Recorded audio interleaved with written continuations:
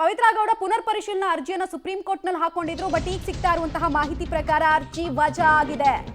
ಈ ಮೂಲಕ ಮತ್ತೊಮ್ಮೆ ಮೇಜರ್ ಸೆಟ್ ಬ್ಯಾಕ್ ಆಗಿದೆ ಪವಿತ್ರ ಗೌಡ. ಜಾಮೀನು ರದ್ದು ಪುನರ್ ಪರಿಶೀಲನೆಗೆ ಅರ್ಜಿ ಸಲ್ಲಿಕೆ ಮಾಡಿದ್ರು. ಸುಪ್ರೀಂ ಕೋರ್ಟ್ನ ನ್ಯಾಯಮೂರ್ತಿ ಪರ್ದಿವಾಲಾ ಆರ್ ಮಹದೇವನ್ ಪೀಠದಿಂದ ಅರ್ಜಿ ವಜಾ ಆಗಿದೆ. ಆ ಮೂಲಕ ಬೇಲ್ ತಗೊಂಡು ಆಚೆ ಬರೋಣ ಅನ್ನೋ ನಿರೀಕ್ಷೆಯಲ್ಲಿದ್ದಂತಹ ಪ್ರಕರಣದ A1ಗೆ ಮತ್ತೆ ಕಾನೂನಿನ ಮೂಲಕ ಹಿನ್ನಡೆ ಆಗಿದೆ. ಪುನರ್ ಪರಿಶೀಲನಾ ಅರ್ಜಿಯಲ್ಲಿ ಅವರು ಕೆಲ ಪಾಯಿಂಟ್ಸ್ಗಳನ್ನು ಹಾಕೊಂಡಿದ್ರು. ನೋಡಿ, ಅಲ್ಲಿ ನಾವು ತೀರ್ಪು ಮತ್ತು ದಾಖಲೆಗಳನ್ನು ಸೂಕ್ಷ್ಮವಾಗಿ ಪರಿಶೀಲಿಸಿದ್ದೀವಿ.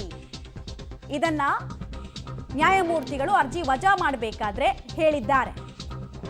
ಪರ್ದಿವಾಲಾ ಅವರ ಪೀಠದಲ್ಲೇ ಇವ್ರದ್ದು ಫಸ್ಟ್ ಜಾಮೀನು ರದ್ದು ವಿಚಾರ ಇತ್ತಲ್ಲ, ಅದು ವಿಚಾರಣೆಗೆ ಬಂತು. ಅವ್ರು ಎಲ್ಲಾ ಡೀಟೇಲ್ಸ್ ಸೂಕ್ಷ್ಮವಾಗಿ ನೋಡಿದ್ರು, ಕಟು ಟೀಕೆಗಳನ್ನು ಮಾಡಿದ್ರು.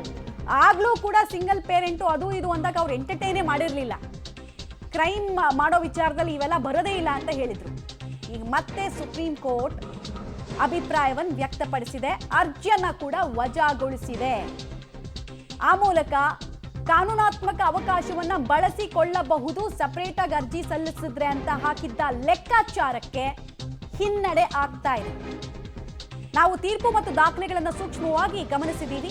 ಮತ್ತೊಮ್ಮೆ ಆದೇಶವನ್ನ ಪರಿಶೀಲನೆ ಮಾಡುವ ಅಗತ್ಯ ಇಲ್ಲ, ರಿವ್ಯೂಗೆ ಒಳಪಡಲ್ಲ ಇದು ಅನ್ನೋದನ್ನ ಹೇಳಿದ್ದಾರೆ.